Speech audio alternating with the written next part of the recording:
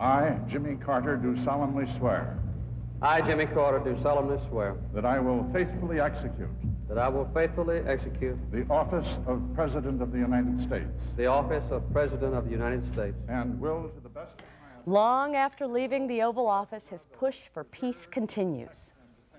I would like to say, as a Christian, to these two friends of mine, the words of Jesus: blessed are the peacemakers, for they shall be the children of God.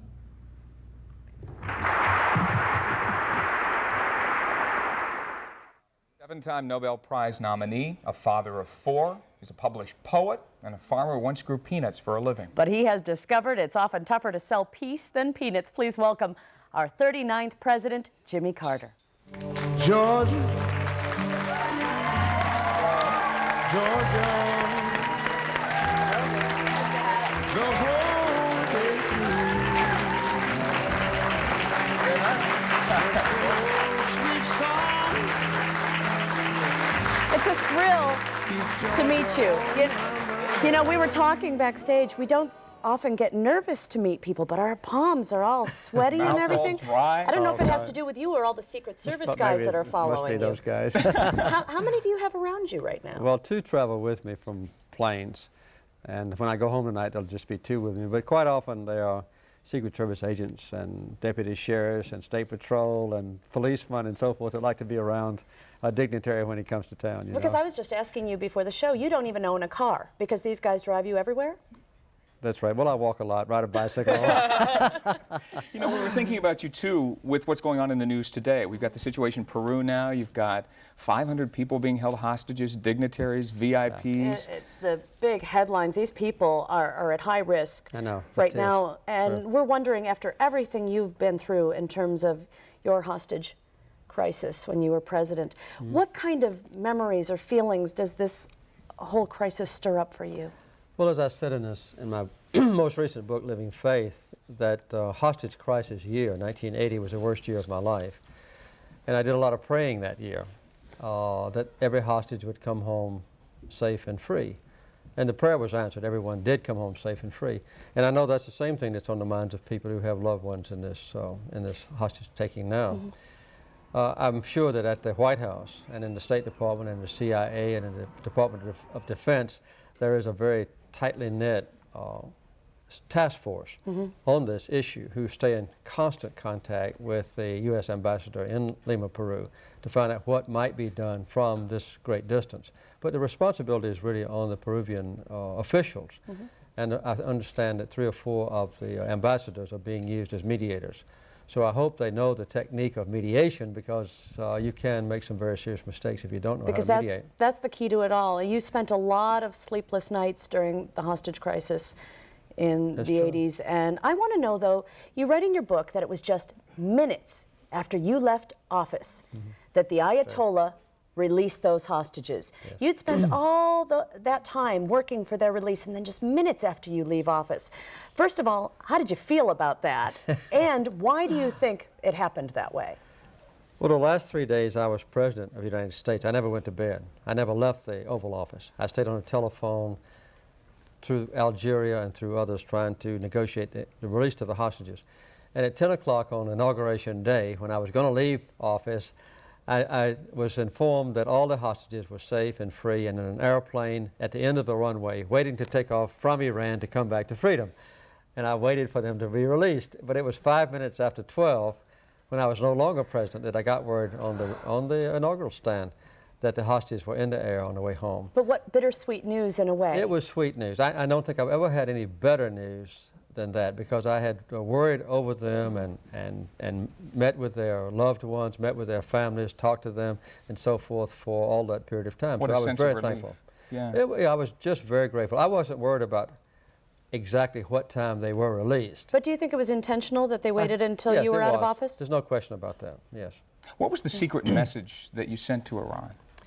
Shortly after the hostages were taken, I sent word to the Ayatollah Khomeini, through the Germans, through the Italians, and through many others, through the PLO, that if a hostage was put on trial that we would interrupt all traffic, commerce between Iran and the outside world. If any hostage was injured or killed, we would launch a military attack against Iran. And this was a very secret message. And never was a hostage put on trial, although the Ayatollah had said he was going to put them all on trial. Yeah. And never was a hostage injured. One hostage from Maine, I remember, got a kind of a semi-paralysis of his right arm. And the Iranians were afraid he might die, so they immediately released him and sent him back home. Yeah. So I think the warning, which was secret in nature, was very effective. You know, one thing that you say is to be the best person you can be, selfless love is Yes. the way to go. But you say you can't practice selfless love as a president. That's true. Why is that? Well, in the English language, we only have one word for love. In the Greek language, in which the New Testament is written, there are 4 different words. One is for sexual love, another one is for brotherly love, and so forth. The ultimate is agape love, or self-sacrificial love. It's love for people that are not lovable and who don't respond. Now, Reinhold Niebuhr, one of my favorite theologians, says that the highest calling of a group of people, of a society, of a nation, is justice. That's as high as you can go. The highest love for a human being is agape love, self-sacrificial love. But when I was president, I couldn't be self-sacrificial on behalf of the United States of America. I can be self-sacrificial if I'm motivated to, as a human being. So that's the difference. One thing you are is funny. People don't know you can be very funny. And I'm thinking of Jay Leno. On the Tonight Show On the this week. Tonight Show You were this week. good. We got something on this. And you're trying to negotiate peace between Jay and his band leader. And let's take a look at this. Kevin, yeah. Wow, Tammy's gonna love this. Look, Jay, the last Tickle Me Elmo doll. Yeah, I know. It belongs to me. Thanks. What do you mean it belongs to you? Give me that, man. It's mine. The It's show the last got one. my name on it. The Tonight Show with Jay Leno. Name It's on mine. a doll, man. Give me the No, doll it is back, mine. man. No, it's mine. It belongs to the Greedy Talk Show. Kevin, Jay, what you doing here, man? Arguing about a doll? Look, let me resolve this, okay? I've been involved in the Mideast peace agreement, right? I've been to Korea, I've been to Haiti. Yes, I sir. know how to resolve a conflict. And besides, I understand how you feel. I've got children of my own. I've got grandchildren. In fact, I've got a wonderful granddaughter. Oh, wow! Wow! Hey, get Okay. So how much would you take for the Tickle Me Elmo doll? Oh, well, I'm not going to get rid of it, Tickle Elmo doll, because all of my grandchildren saw that show. They immediately called up and said, make sure you bring it home. So I had another fight with Jay Leno at the end of his show where he tried to take the doll away from me, but I used the Secret Service and I got out with the doll. Good job. You got another though, joke. but his book is as hot as the Tickle Me Elmo doll right yeah. now because they can't find it anywhere in Seattle. Well, I hope publishers will get some new books in all the bookstores. I just signed 2,500 books a few minutes ago. That's the problem. At Costco, yeah. I want you to tell, there's another joke. I like the humor side of things. There's a joke you talk about the pearly gates in the book. Yeah, Did you tell a it's in the joke? book. Well, I try to use jokes in my Sunday school class to illustrate points I want to make, and I just quoted on James where he said that faith without works is dead. And I try to encourage people to actually do something. And I tell them about this guy that went to heaven, to the pearly gates, and St. Peter was there to meet him. And St. Peter said, well, I know you've been a deacon in church, you've been a Sunday school teacher, you've given money to the church. What have you ever done for other people? And the guy said, well, back in the Depression years, I had some hobos come by my house, and I gave them a whole bag of sandwiches. Must have cost 50 cents. And St. Peter said, well, how about lately? And he said, well, a few months ago, a neighbor's house burned down, and I had an old table in my back porch I wasn't using, so I gave it to him also. It was also worth maybe 50 cents. So St. Peter said to the angel with him, said, go down and check on this guy and see if he's telling the truth. The angel went down and came back and said, yeah, he's telling the truth, St. Peter. What should we do with him? St. Peter said, give him his dollar back and tell him to go to hell. So, you know, it's not just whether you go to church or not, it's what do you actually do? Faith in action. We're going to take a quick break. Up next, while keeping peace abroad, Mr. Carter's relationship with his wife and son was in need of a few olive branches. Next, the strain of his very public life on his private matters. And we need to ask him about Amy. Yeah, she been just in got the news. hitched. Yeah. That's right.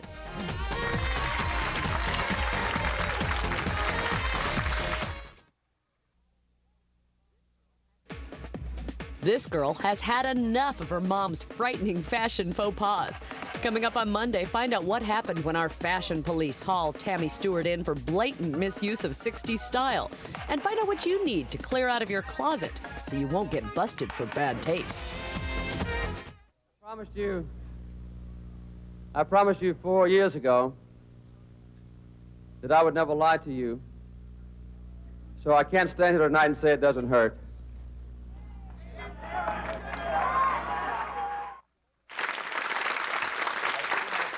Jimmy Carter, and you told the press you never lied. You never lied. And when you did that, it created all this media frenzy. In fact, there was a reporter that went to your mother's house. Yes, there were so many reporters that descended on Plains, Georgia in that summer of 1976, and all the reporters were trying to prove that I had told lies. So Mother wouldn't even talk to reporters, particularly women reporters. And finally, Why not women reporters? Well, she just liked men better than she did Okay. women. So my press secretary, Jody Powell, knew that the Washington Post was very influential, so he arranged for a female reporter from the Washington Post to see Mama, and Mama finally agreed. So this woman came out to Mother's little private house out in the country and came in, and Mother was told that she just wanted to know about my background as a boy. So the first thing she asked was, your son claims he's never told a lie. And Mama said, yes, Jimmy's always been a very truthful boy. And the reporter says, you mean he's never in his life told a single lie? And Mama said, well, maybe a little white lie here and there. And the reporter said, aha, what do you mean by a white lie? And Mama said, you remember when you came to the door a while ago? And I said, you look very nice, and I was glad to see you. She knew how to get her. Yeah, You know, your wife's been on our show. I know. And she's a wonderful woman. You're a very lucky man, agree with but that. you know that. But I'm wondering, what have you learned from her? We learned a lot from her when she was here, but what have you learned from her over the years? Haven't you been married 50 years? 50 and a half. Wow. Wow. Well,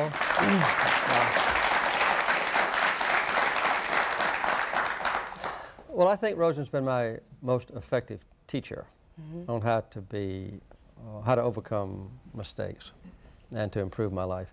When I was first married, I was a bright young Naval Academy graduate who had been in world affairs. Rosen was a timid little girl from Plains, Georgia, who had been dominated, she thought, by her mother and my mother. And we got married and went into the Navy. And when my father died, I saw that my daddy's life had meant an awful lot to the people around home, and I decided that compared to that, with even a very successful naval career, I wanted to go back to Plains. I decided to go back to Plains and submitted my resignation to the Navy and didn't even consult with Rosen. You didn't even ask her? I just told her. Ooh. So you were making big decisions and keeping them to yourself and not sharing them with your wife. exactly. How would that make her feel? Well, Because you didn't just do that the one time. we were did in you? Schenectady, New York, and we drove from Schenectady, New York, down to Plains with 3 little boys in the back seat. And during that entire trip, she never spoke to me. That's how she reacted. And, but then You're lucky. well, I learned over a period of time that I was much better off selfishly by having Rosen as a complete partner and sharing everything with her. But that took me a lot of effort. Amazing that you could be an incredible negotiator and communicator with the rest of the world, but when it comes to in your own home. If I still had that early arrogant attitude, which Rosen talked me out of, or induced me out of, I wouldn't have been a good mediator. You know, we asked Rosalind to talk about you as well, as a husband. Let's take a look. He's really wonderful. He's really nice. He is a romantic at heart, I think. He writes poems to me.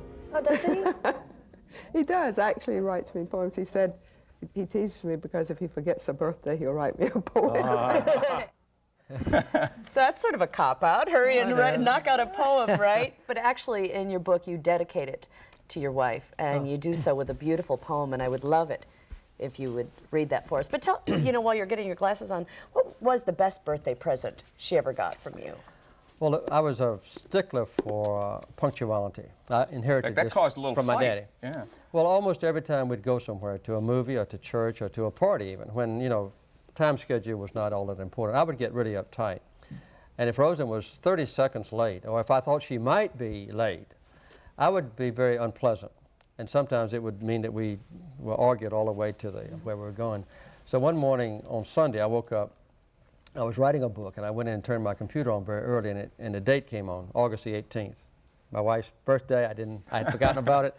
And you didn't crank out the a stores poem. were closed. The stores were all closed. I said, what can I give Rosen that'll be the most precious birthday present she ever got?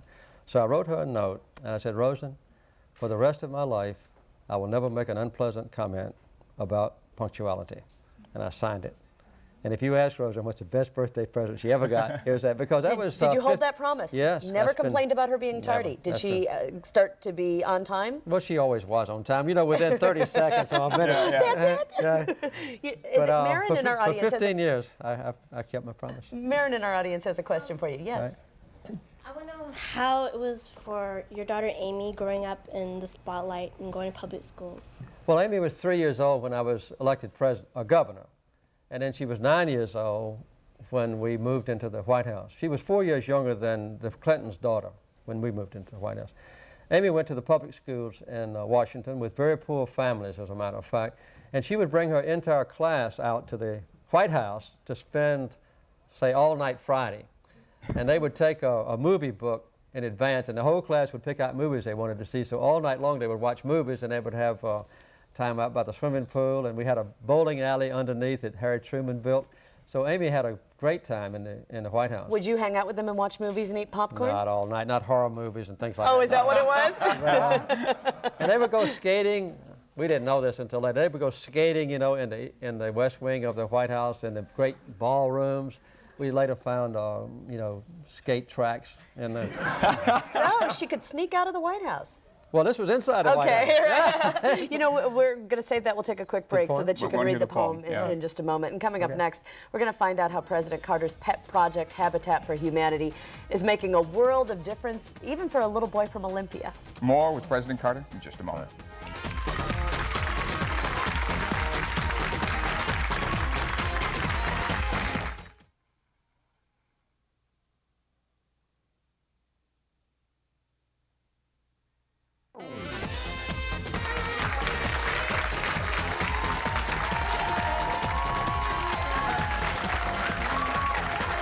Welcome back to Northwest Afternoon. President Jimmy Carter is our special guest today, and we have a phone call for you. Hello there. Hi. Hi, yes. Did you have a question for the president? Yes, my name's Marilyn, and this October we were in Plains, Georgia. Our daughter lives in Leesburg, and we came to your church and heard you teach Sunday school, and we were very impressed by your sincerity, your humble nature, and I think you're a good example to all the youth in the nation. We really hold that and have a picture of us with you, and it's a treasure we'll always have in our lives, and we really appreciate that. What a wonderful thing to say. Yeah, Thank you for great. calling in. Thanks for You know, but I'm wondering if she heard what the people around Plains call you, because you have a nickname back home that your father gave you that some people still call you. That's right, Hot. Hot? Yeah. How'd you get hot? Well, when I was a tiny boy, my father called me Hot Shot. And then later, my cousin, my sisters, and a lot of people around Plains called me Hot. So if we said hot instead of Mr. President, would that be disrespectful? Of course not. You know, your book is titled Living Faith, and this is your 11th book. Yes. But you had a different title you wanted to call it. You wanted to call it what? Faith is a verb, because if you don't act on what you claim you believe, it really is not very significant.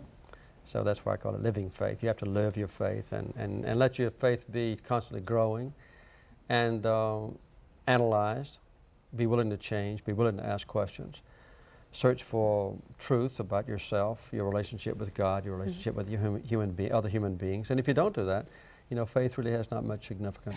Your relationship with your wife obviously growing through the years, and you're holding the book. I want to hear the poem that you wrote to Rosalind. This is one of the poems I wrote to her. This is to my wife, Rosen. She'd smile, and birds would feel that they no longer had to sing. Or it may be I failed to hear their song. Within a crowd, I'd hope her glance might be for me, but knew that she was shy and wished to be alone. I'd pay to sit behind her, blind to what was on the screen, and watch the image flicker on her hair. I'd glow when her diminished voice would clear my muddled thoughts, like lightning flashing in a gloomy sky. The nothing in my soul, with her aloof, was changed to foolish fullness when she came to be with me. With shyness gone and hair caressed with gray. Her smile still makes the birds forget to sing and me to hear their song. Does it make you want to cry? A little bit. Yeah, Wait, a little bit. because of the overwhelming sense of love? Yes, I still love her as much or more than I did at first. Oh, look at you all teary-eyed. Oh, that's so sweet. James in our audience has a question for you. Hi, James. Okay. Yes. How old are you, James? 11. 11. You know who this guy is? President Carter. You got it. Good job. Very good. What would you like to ask him? I was wondering what inspired you to write this book about faith. Okay. Well, James, when I was 18 years old, I started teaching Sunday school, and I've taught more than 1,300 Sunday school lessons.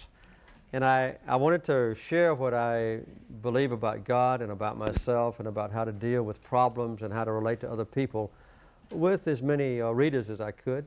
And instead of just preaching to others, you know, like I'm right and all of you are wrong, I tried to write about all the things that I have done wrong and that I have learned in my life about how to live a fuller life and how to stretch your mind to know more about God's world and how to stretch your heart to love more people. So that's what I wrote the book about. Thank you, Thank you for a James. good James. You know, I know we have some of my friends from Habitat for Humanity do you? here, and it's something you're involved with, building houses for the poor. That's right. There's a story in your book about how this touched a family in Olympia, a young boy especially. Well, there was a little boy in Olympia, Washington, who was 8 years old, and he was in the slow learners class. And his parents were selected to be one of the Habitat homeowners. And when they were selected, just selected, he cheered, you know, we won, we won, we won. Later, we built a house, Habitat did, and they moved in, and it was in a different neighborhood. So not knowing about this little boy's slow learning, they put him in the advanced class. And the lowest grade he made was a B. He did it. He did it because he had a decent house. He had a home. Had a home now. And so he had been so sadly underestimated before, but now just living in a decent house that his family helped to build, he was a different person. You must well up with pride because of that. Unbelievable. As a politician, President Carter has met his share of critics, but up next I want to find out which criticism was the most painful and which was the most truthful. We'll be right back.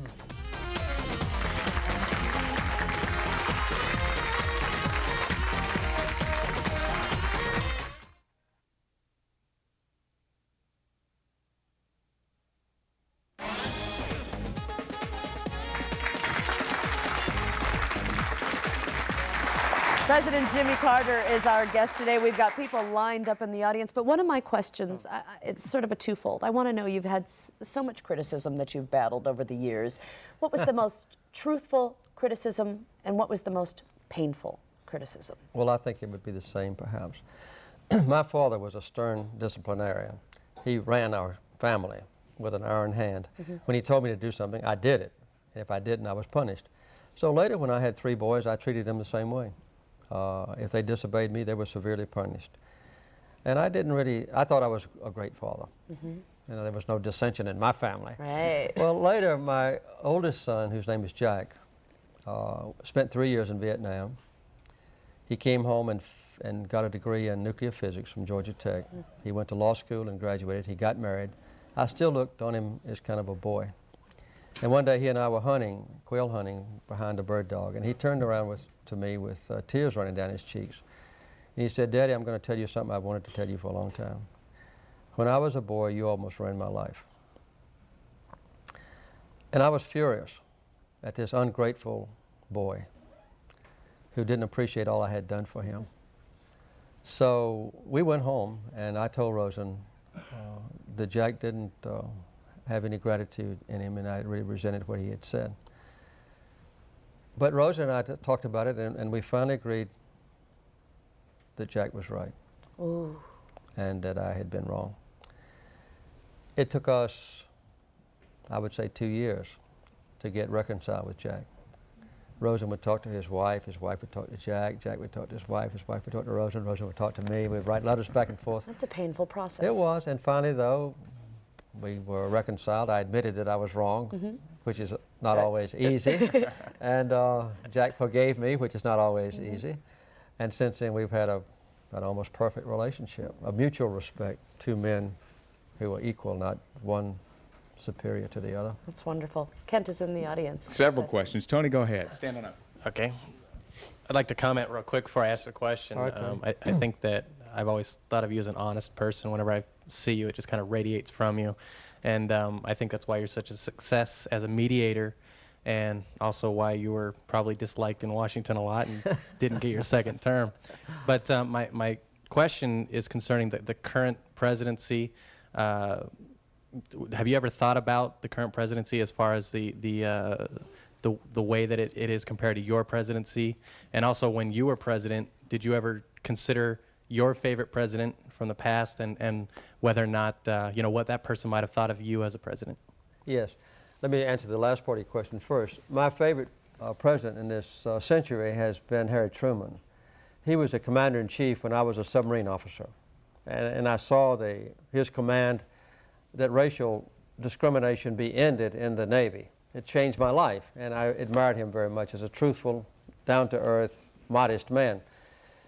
As far as all the presidents have come along behind me, I think it's natural that I would compare how they dealt with Mideast peace, how they dealt with human rights, how they dealt with balanced budgets, how they dealt with education and health and so forth compared to me. And I have to admit that I think my policy was better than any of theirs. But I know that everyone has to be different, and times change as well. I have a good relationship with President Clinton. The Carter Center is dedicated to resolving conflicts and going into troubled areas of the world where no one else wants to go. And the few times when we have gone into very sensitive areas, President Clinton has been courageous enough to give us authority or permission to do so. For instance, just in 1994, I went to North Korea to try to stop what I thought might very well be another Korean War, and to get Kim Il-sung to stop building nuclear weapons. Later that same year, we were poised to send 30,000 troops to invade Haiti. And I asked Senator Sam Nunn and General Colin Powell to go with me. President Clinton let us go down there. At the last minute, after the planes had taken off to attack Haiti, we negotiated a peace agreement. And later that same year in December, I went over to Bosnia-Herzegovina to negotiate a 4-month ceasefire. Well, in all those cases, President Clinton let me go. And it wasn't easy for him because the State Department really didn't want me to go. They thought it was interference, and they thought that my going was kind of an insinuation that they had not done their job. But President Clinton thought enough of us at the Carter Center to say, okay, let's take a chance. I see somebody in the audience that I recognize. I see a ringer here. Eric, stand on up. President Carter, I know you're a great negotiator, and I know you're a great baseball fan, too. Our Mariners have just put themselves up for sale. We're trying to work out a stadium deal. We're all scared to death they're going to leave. Can you stick around a couple days and straighten this thing out? Well,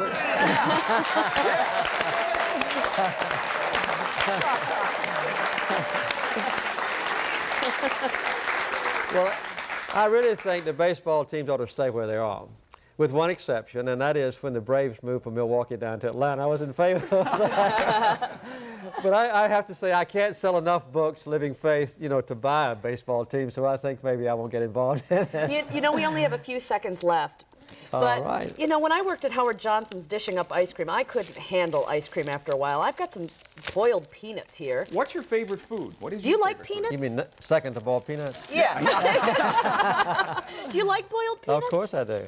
In fact, I used to sell them when I was a child. You did? Yes. Want one? Well, thanks a lot. But sure. I'm not sure how Washington State boiled peanuts are. I don't know.